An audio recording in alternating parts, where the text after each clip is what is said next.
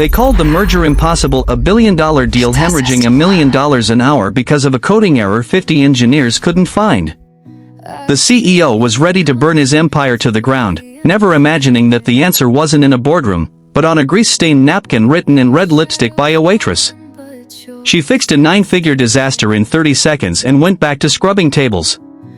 But when he discovered who she really was, it didn't just save his company, it exposed a secret that had been buried in the shadows for years. The rain in Seattle didn't just fall, it hammered against the windows of the Gilded Fork like a judge's gavel. Inside, the air was thick with the scent of truffle oil and the quiet, desperate tension of the ultra-wealthy. Chloe stood near the kitchen doors, adjusting an apron that was 2 sizes too big. At 26, she had perfected the art of being a ghost. To the high-powered executives at Table 4, she was just a pair of hands delivering sparkling water and removing bread plates. Invisibility was her sanctuary.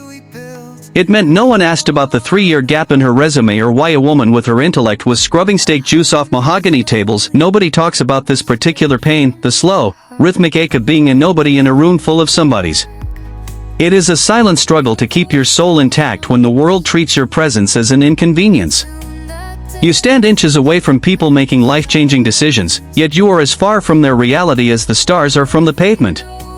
Chloe watched Harrison Sterling, the 32-year-old titan of Sterling Global, as he stared at his laptop with a look of pure, unadulterated defeat. His company was bleeding, and his prestigious board of directors was offering nothing but excuses. Harrison didn't see the waitress, he saw a failure. He was trapped in a feedback loop of corporate arrogance, convinced that the answer to his $100 million problem had to come from someone with an Ivy League pedigree. He didn't know that the woman currently refilling his coffee had once been the lead architect for the very software he was trying to save, before a betrayal by his own CTO had sent her into hiding. As he stepped away to take a frantic call, Chloe looked at the screen. She didn't see a complex disaster, she saw a misplaced semicolon in the integration layer. Without thinking, she grabbed a napkin and a stray lipstick from her pocket. She scribbled the fix in 3 lines of code and slipped the napkin under his laptop. She thought she was just clearing a debt to the universe. She didn't realize that by the time Harrison returned to his table, the security team would already be tracking her down, and the quiet life she had built was about to be obliterated by the very man she just saved. Harrison Sterling returned to his table expecting more bad news, but instead, he found a grease-stained napkin. He was about to toss it aside when the red lipstick scrawl caught his eye. It wasn't a message, it was a solution. He typed the 3 lines into his terminal, holding his breath. For the first time in 72 hours, the red warnings on his dashboard turned green. The impossible merger was back on track. He looked around wildly for the waitress, but Chloe had already vanished into the back to start the nightly deep clean of the industrial fryers. Nobody talks about this pain, the shock of realizing that the most valuable person in your life is someone you never bothered to learn the name of.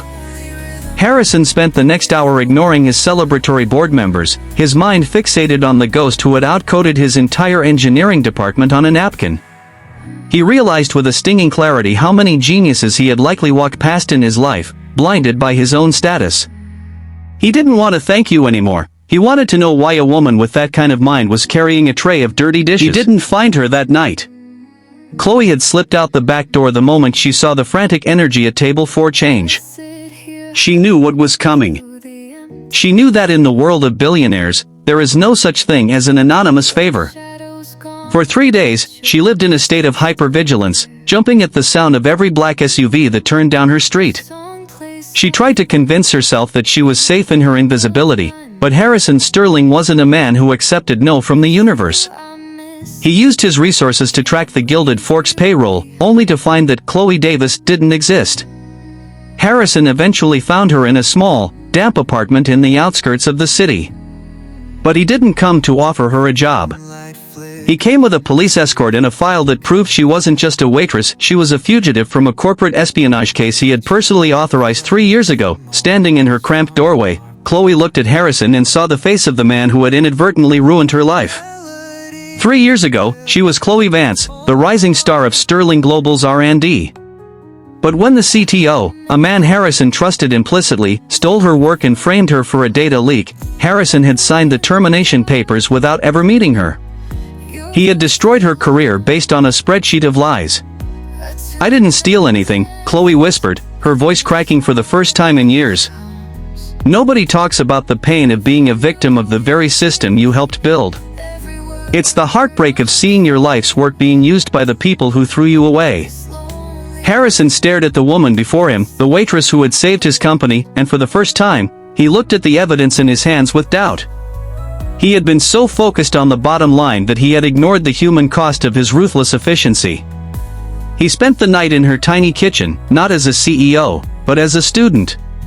Chloe laid out the truth, showing him the backdoors the CTO had built into the merger, the same backdoors she had closed with her lipstick-scrawled code. Harrison realized that his loyal board was the real enemy, and the woman he had blacklisted was the only reason he still had a company. The guilt was a physical weight, a crushing reminder that he had been the villain in someone else's survival story. They spent the next 48 hours in a silent, high-stakes war, working from a burner laptop in a motel room. They had a plan to take down the board during the final merger vote, but they didn't know that the CTO had already realized Chloe was back and he was prepared to use a much more permanent method to keep her silent. The morning of the merger was a gray, suffocating blur. Chloe walked into the Sterling Global headquarters not in an apron, but in a tailored suit Harrison had provided. She felt like an imposter in her own skin. As they entered the boardroom, the tension was palpable. The CTO, Marcus, looked at Chloe with a smile that didn't reach his eyes. He thought he had one.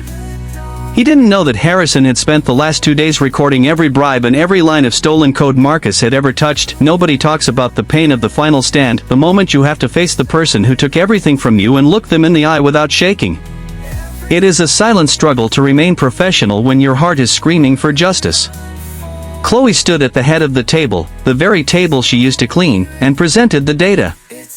She didn't just fix the code, she exposed the corruption that had been bleeding Sterling Global for years. The fallout was spectacular. Marcus was escorted out in handcuffs, and the board was dissolved by lunch. But the victory felt hollow to Chloe.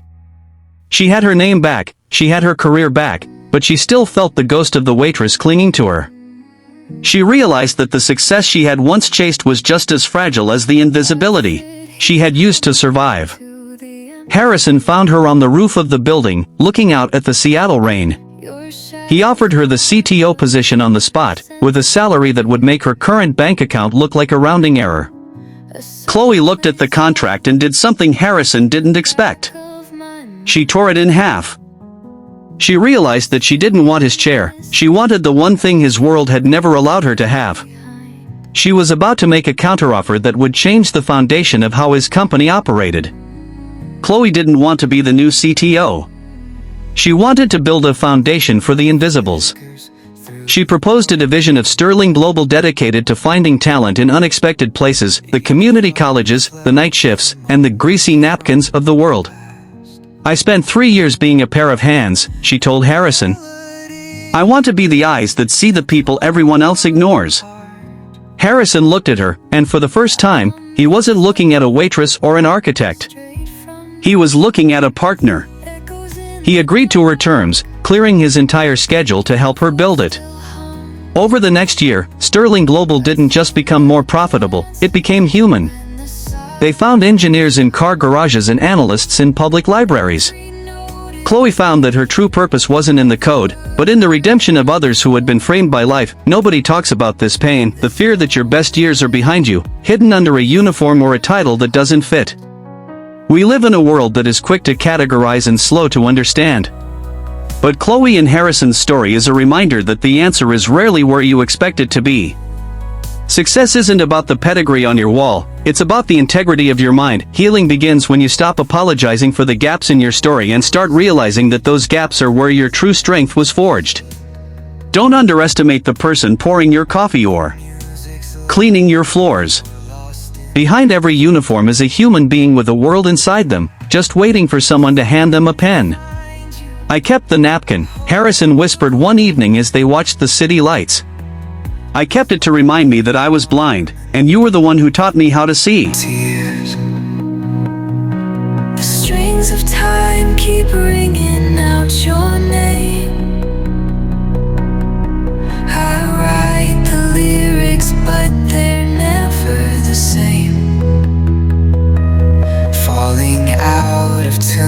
as I reach for